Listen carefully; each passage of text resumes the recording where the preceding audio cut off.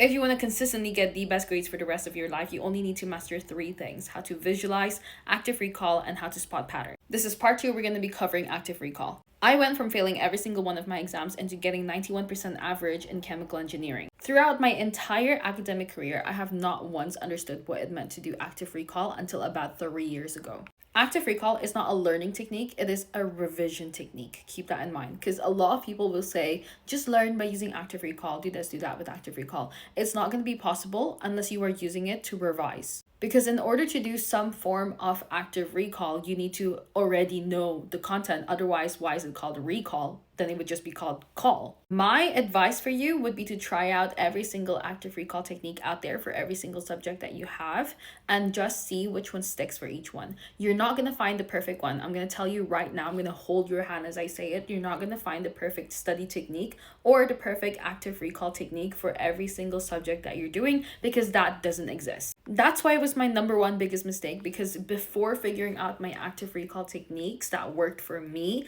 I was trying to find that perfect one, and that's just not going to happen. You're just going to spend so much time fretting or being frustrated that it's not perfect for you, when in reality it doesn't exist. It's like literally going into a field of flowers, trying to find the perfect flower and picking off every single flower, even though it's already perfect in its own way, and thinking, oh my god, this doesn't fit with my yellow dress, pink dress, blue dress, black dress, white dress. It doesn't fit with every single one of my dresses, so it's not going to work.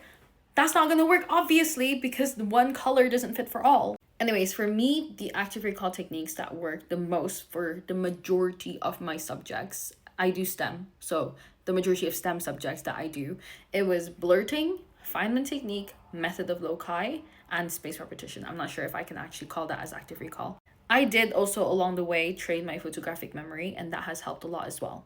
Pair the active recall techniques with the visualization techniques that you already learned in part 1. That's already going to take you up to 80% at least. So come back for part 3, where we're going to talk about spotting the patterns, and that's going to drive it in and make sure that you consistently get the best grades all the time. See you tomorrow. Bye.